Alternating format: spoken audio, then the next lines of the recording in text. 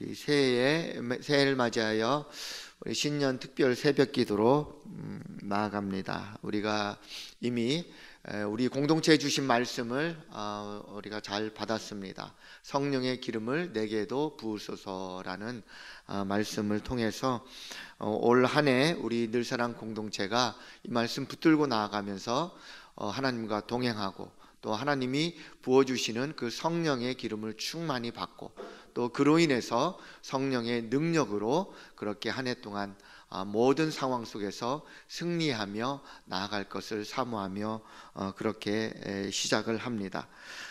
그리고 우리가 오늘부터 한 주 동안 특별 새벽 기도로 주님 앞에 간구하며 나아가는데요. 오늘은 첫 번째 시간으로 야곱의 아들 요셉에 대해서 함께 묵상하기를 원합니다. 요셉을 통해서 하나님의 영에 감동된 사람이라는 제목으로 함께 말씀을 나누기를 원합니다. 요셉은 야곱, 아브람, 이삭, 야곱 이렇게 믿음의 대로 이어지는 그러한 집안의 11번째 아들로 태어났습니다. 야곱에게 12아들이 있었는데요, 11번째 아들로 태어났죠.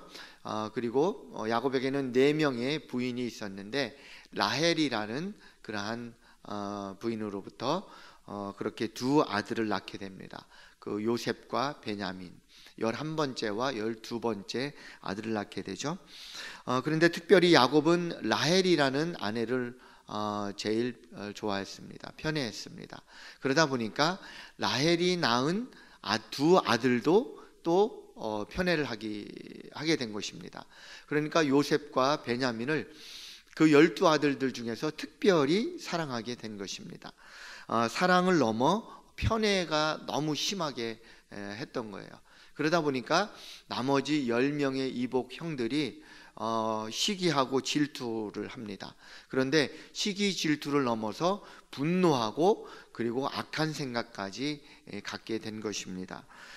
여기에는 요셉의 언행도 한몫을 했습니다. 요셉은 이복 형들이 잘못하는 것을 그때 또 아버지 야곱에게 가서 고자질하고 또 이르고 하는 그러한 행태를 보였습니다.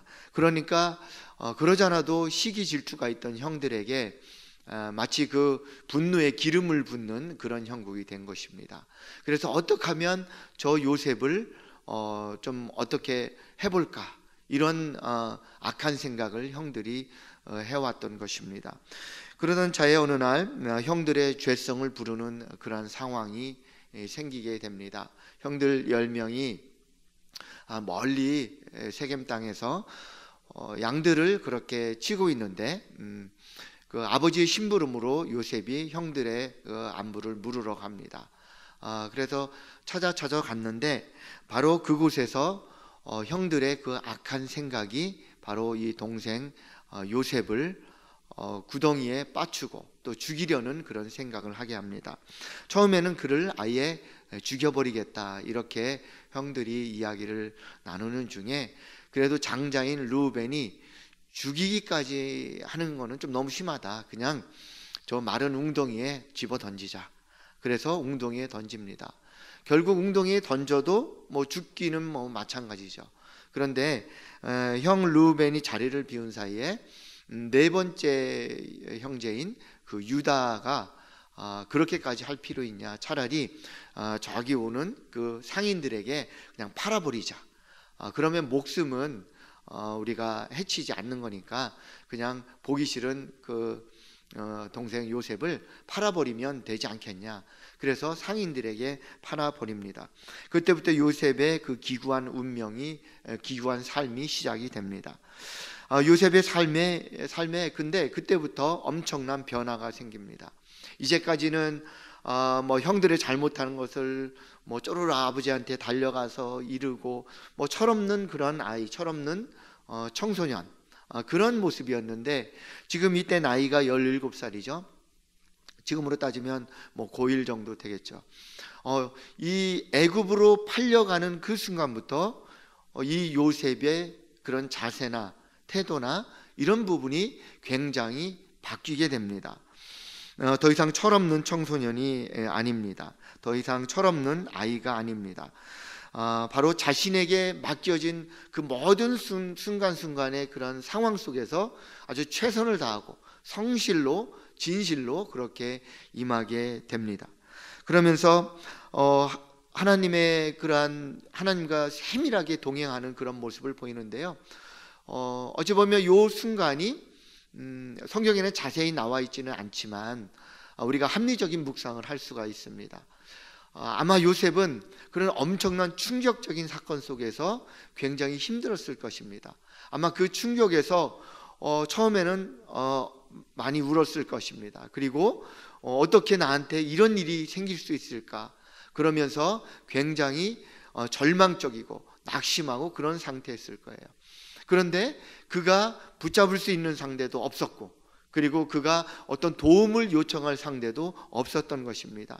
형들이 돈을 받고 자기를 상인들에게 판 상태에서 어느 누구도 그를 도와줄 사람이 없었다는 것을 이제 요셉은 점점점 깨닫게 되면서 이제 애굽 땅으로 끌려가고 있었던 것입니다.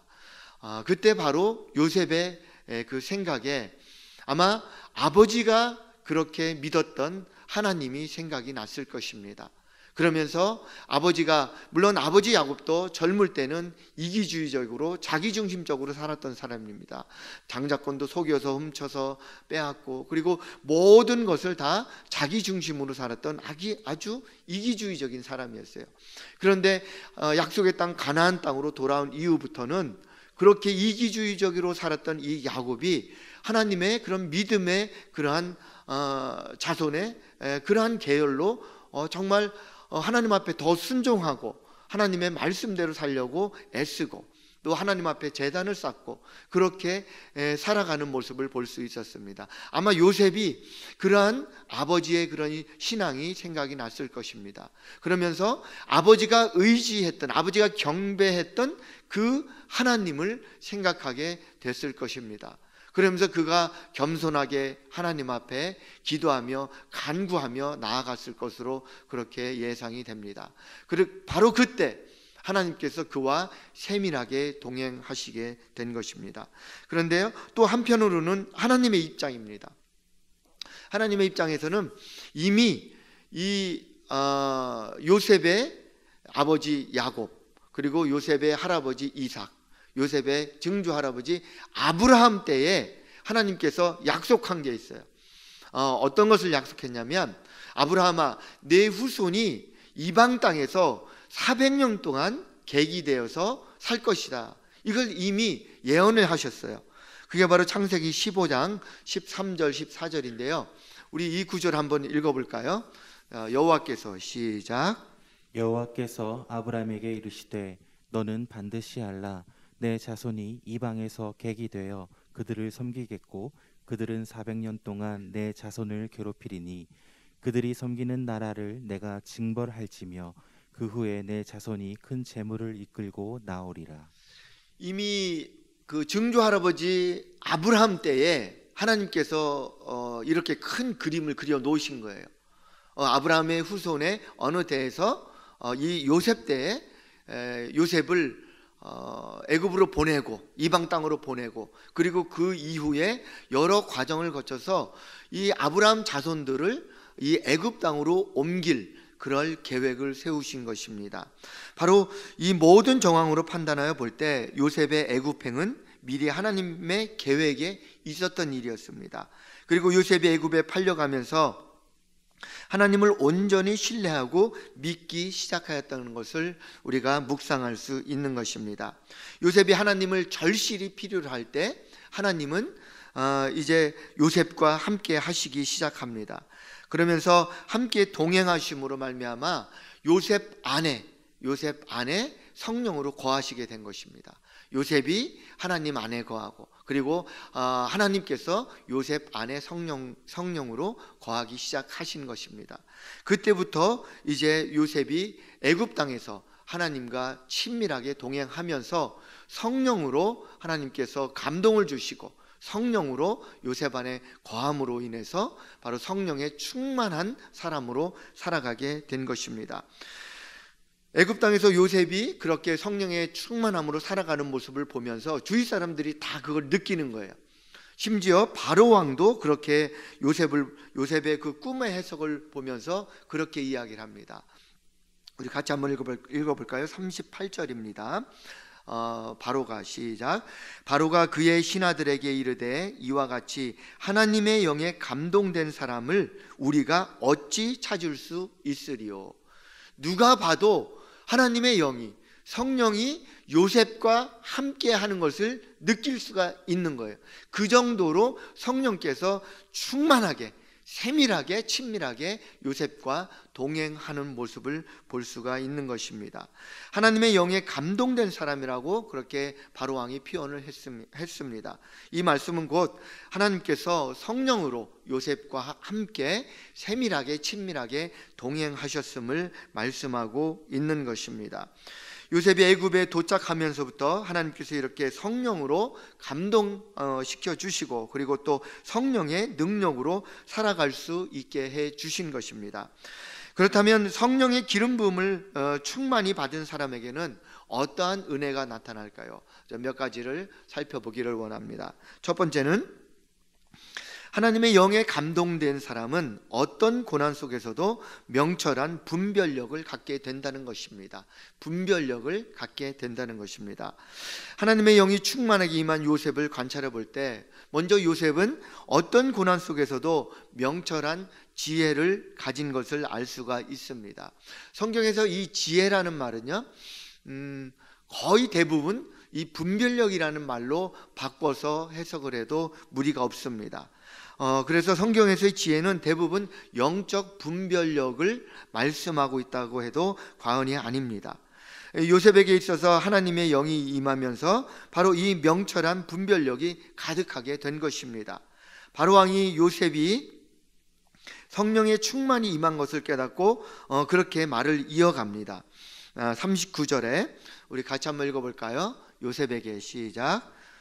요셉에게 이르되 하나님이 이 모든 것을 내게 보이셨으니 너와 같이 명철하고 지혜 있는 자가 없도다. 명철하고 지혜 있는 자가 없도다.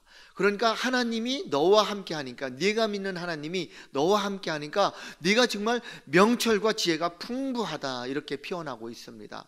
한 단어로 바꿔서 말하면은 정말 명철한 분별력이 있다는 거예요.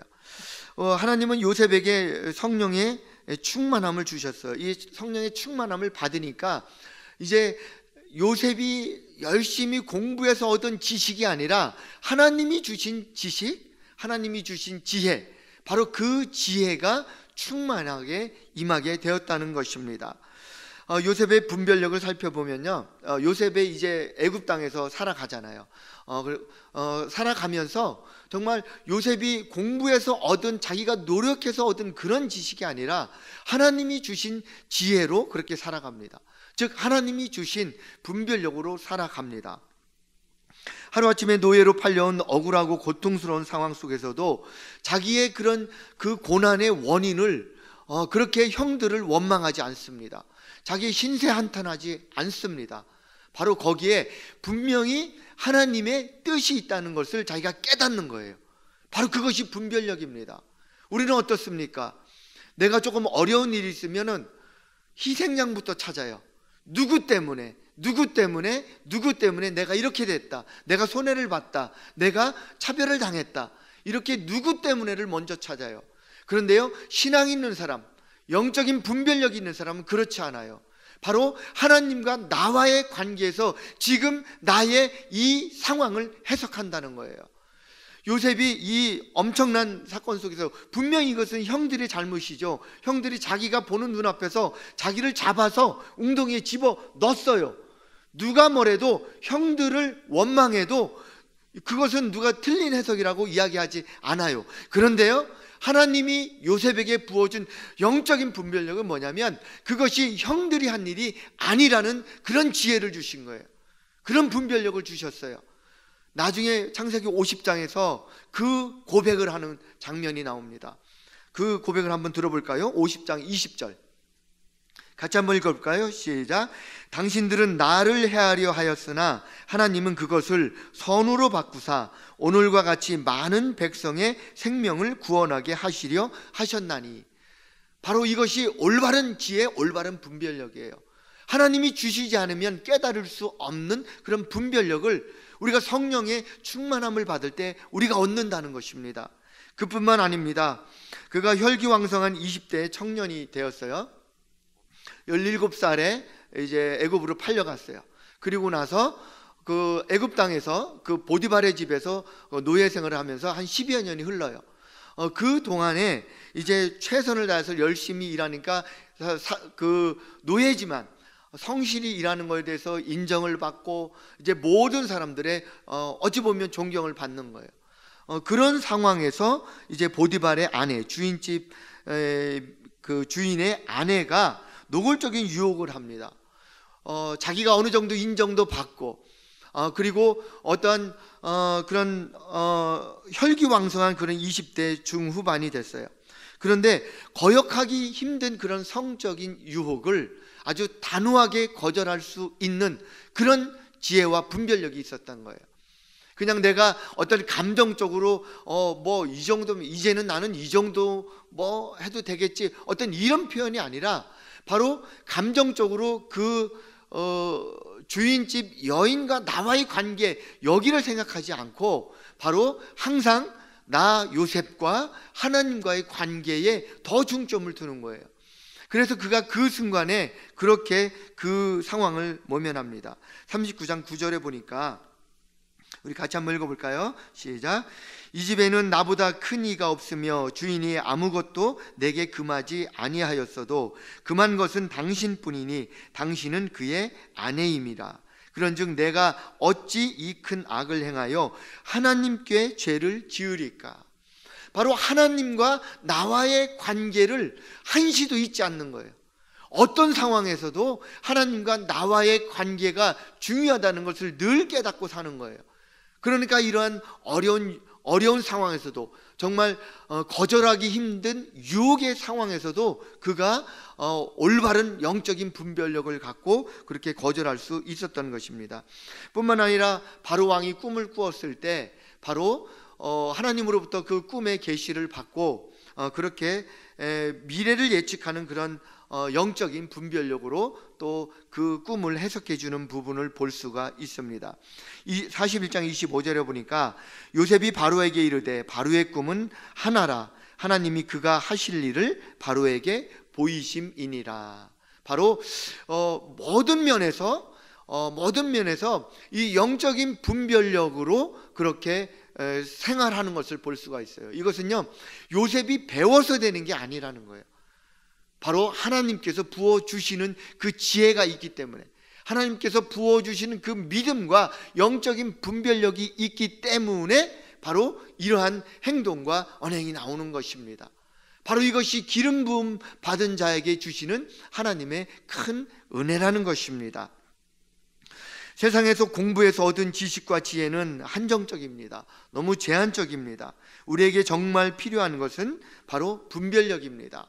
선과 악을 분별할 수 있는 분별력, 그리고 무엇을 해야 할지 무엇을 하지 말아야 할지를 결정하는 그런 분별력, 우리에게 훨씬 더 유익합니다.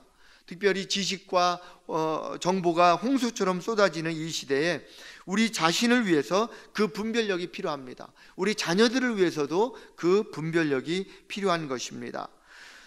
저와 여러분도 올 한 해 성령의 충만함을 받아서 이 명철한 지혜, 곧 명철한 분별력을 풍성히 받는 은혜를 누리시기를 바랍니다. 특별히 우리 자녀들에게도 성령의 기름 부음이 충만하게 임해서 학교에서 공부할 때나 사회에서 나아가서 일터에서 일할 때 모든 마주치는 상황 속에서 하나님 주시는 그러한 특별한 분별력으로 선택하고 결정하는 은혜가 임하기를 주님의 이름으로 축복합니다. 두 번째로, 하나님의 영에 감동된 사람, 어떠한 어떠한 은혜가 있을까요? 바로 주위 사람들의 사랑과 신뢰를 받게 됩니다. 하나님의 영에 감동된 사람, 하나님의 기름 부음을 받은 사람, 주위 사람들의 사랑과 신뢰를 받게 됩니다. 하나님께서 그의 백성들에게 원하는 삶은 무엇일까요? 분명 세상에 속하여 사는 것을 원치 않으실 것입니다. 세상에 속해서, 그러니까 내가 세상에 동화돼서 살기를 원치를 않으시는 거예요. 그런데요, 세상을 속세를 떠나서 살라고 하지도 않습니다. 세상 속에서 함께 사는데 세상에 속하지 말라는 거예요. 세상 속에서 함께 사는데 세상에 휩쓸리지 말라는 것입니다. 그런데 세상에 물들지 않고 세상 속에서 살아가기가 어떻습니까? 굉장히 힘들죠. 신앙을 지키면서 세상에서 살아가기가 정말 어렵습니다. 쉽게 말해서 왕따가 되기 십상입니다. 요즘처럼 교회가 비난을 받는 사회에서 어디 가서 교회 다닌다는 이야기 하기조차도 좀 망설여지는 그런 사회적인 분위기입니다. 그런데 요셉이 보여준 삶은 다릅니다. 요셉은 당시에 애굽 사람들의 인정을 받고 사랑을 받고 신뢰를 받기에 아주 최악의 조건이었어요. 그러니까 그냥 어느 정도 괜찮은 상황에서 요셉이 신뢰를 받은 게 아니라는 거예요. 요셉이 애굽 사람들이 좋아할 수 없는 그런 최악의 조건을 두루두루 갖췄어요. 몇 가지만 살펴보면 요셉은 애굽 사람들이 멸시하고 천대하는 바로 그 이방인이었어요. 그 당시 애굽 사람들은요, 전 세계에서 자신들이 최고라고 생각을 했어요. 최강이라고 생각했어요. 그래서 애굽 사람 그 이외의 사람들은 다 이방인이에요. 그래서 이방인하고는 밥도 같이 안 먹을 정도로, 얼굴 맞대고 이야기 안 할 정도로 그렇게 자존심이 센 사람이었어요. 그러니까 요셉이 이방인이니까 얼마나 천대를 했겠어요. 그런데 더군다나 요셉은 또 노예로 팔려왔어요. 노예는 어떻습니까? 더 천대받고 멸시받는 그러한 부류의 사람이죠. 그리고 세 번째, 요셉은 또 애굽의 종교가 아닌 낯선, 처음 들어보는 그 하나님을 믿는 그런 또 종교를 갖고 있어요. 그리고 네 번째로 요셉은 또 노예 주제에 똑똑해요. 그러니까 더 세민하는 그러한 대상이었어요. 한 가지 더, 다섯 번째는 저도 부러워요. 아주 외모도 뛰어난 멋있는 청년이었어요. 그러니까 애굽 사람들이 좋아하지 않는 그러한 최악의 조건을 아주 두루두루 갖춘 사람이에요. 그런데 애굽 사람들이 사랑하고 존경할 수 있는 대상이 되었다는 거예요. 그것은 하나님께서 도와주시지 않으면 안 되는 상황이에요. 하나님께서 기름 부어주시지 않으면 안 되는 그러한 상황이라는 것입니다. 하나님의 영이 요셉이 충만하게 임하니까 요셉이 주위 사람들에게, 애굽 사람들에게 인정받고 신뢰받고 사랑받는 모습을 볼 수가 있습니다. 그의 집주인 보디발이 그렇게 인정합니다. 39장 4절의 말씀을 보니까 같이 한번 읽어볼까요? 요셉이 시작. 요셉이 그의 주인에게 은혜를 입어 섬김에 그가 요셉을 가정 총무로 삼고 자기의 소유를 다 그의 손에 위탁하니. 네, 바로 그 젊은 노예를 주인이 바로 온전히 신뢰를 하는 거예요.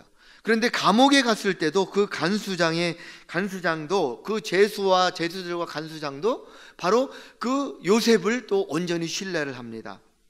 22절에 보니까 여호와께서 요셉과 함께 하시고 그에게 인자를 더하사 간수장에게 은혜를 받게 하심에 간수장이 옥중 제수를 다 요셉의 손에 맡김으로 그 재반 사물을 요셉이 처리하고, 바로 간수장에게도 그렇게 인정을 받는 사람이 된 거예요. 더 나아가 그 애굽 제국의 최고의 권력자인 바로 왕에게도 인정을 받습니다. 그렇게 왕이 이야기합니다.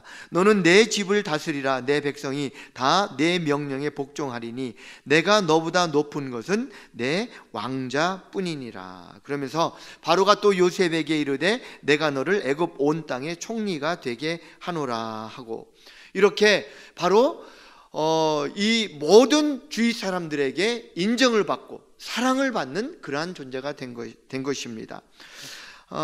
바로 요셉이 환경을 탓하지 않고 자기에게 주어진 일에 최선을 다하는 거예요. 진실된 마음으로 성실하게 최선을 다하니까 바로 하나님께서 이렇게 주위 사람들에게 사랑을 받고 인정을 받게 한 것입니다.